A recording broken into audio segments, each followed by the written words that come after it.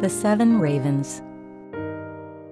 There once was a man who had 7 sons, and still he had no daughter, however much he wished for one. Then one day his wife gave him hope of another child, and when the baby was born, it was indeed a girl. The joy was great, but the child was sickly and small, and because she was so weak, she had to be baptized at home. The father sent one of the boys to run quickly to the spring to fetch water for the baptism.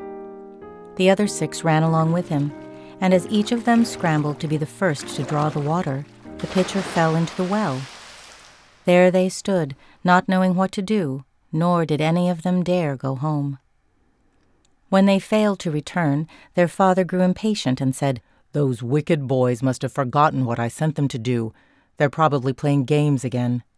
He was afraid that his daughter might die without being baptized, and in his anger he exclaimed, "I wish those boys would all be turned into ravens." No sooner had he uttered those words than he heard a whirring over his head, and when he looked up, he saw 7 ravens, black as coal, flying up and away. It was too late for the parents to revoke the curse, and even though they were sad at the loss of their 7 sons, they were comforted to a certain extent by their dear little daughter, who grew stronger and more beautiful with each day that passed. For a long time she was unaware that she had brothers, because her parents took great care not to mention them.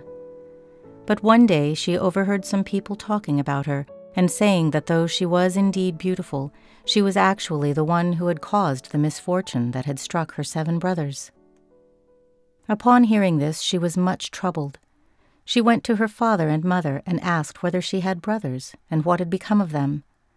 Her parents could no longer keep the secret from her, but said that what had befallen her brothers was the will of heaven, and that her birth had only been the innocent cause. Nonetheless, their fate weighed heavily on the maiden's conscience, and she believed it was up to her to rescue them. From then on, she had no peace of mind, and finally she secretly set out into the wide world to search for her brothers and free them, no matter what the cost. She took nothing with her but a little ring as a memento to remind her of her parents, a loaf of bread to still her hunger, a jug of water to quench her thirst, and a little stool to rest on when she became tired. She set out, walking straight ahead, and went far, far away until she reached the end of the world. She came to the sun, but it was too hot and terrible, and it ate little children.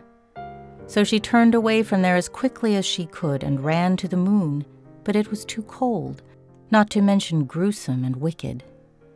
When it saw the girl, it said, I smell the flesh of men." At this she ran swiftly away and went to the stars, which were friendly and kind to her.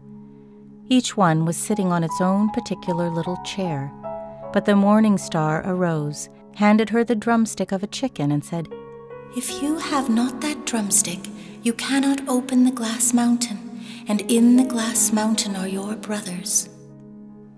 The girl took the drumstick, wrapped it carefully in a cloth, and went onwards until she came to the glass mountain.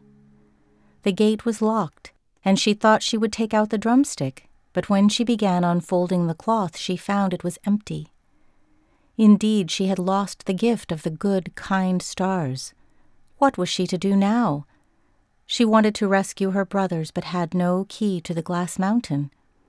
So the good sister took a knife, cut off one of her little fingers, stuck it in the gate, and was fortunate enough to unlock it. After she entered, a little dwarf came to meet her and said, "What are you looking for, my child?" "I'm looking for my brothers, the 7 ravens," she replied. "The Lord Ravens are not at home," the dwarf said. "But if you wish to wait here until they return, come right in." Then the dwarf brought in the raven's meal on 7 little plates, along with 7 little cups, and their sister ate a tiny morsel from each one of the plates, and took a little sip from each one of the cups. But in the last little cup she dropped the ring which she had brought away with her. Suddenly she heard a whirring of wings and a rushing through the air, and the dwarf said, "Now the Lord Ravens are flying home." When they arrived, they wanted to eat and drink and went straight to their plates and cups. Then each one in his turn cried out, "Who's been eating from my plate? Who's been drinking from my cup? It was a human mouth." And when the seventh brother got to the bottom of his cup, a little ring rolled out. He looked at it and recognized it as the ring that belonged to his parents. "God grant that our sister may be here, and then we shall be free," he said.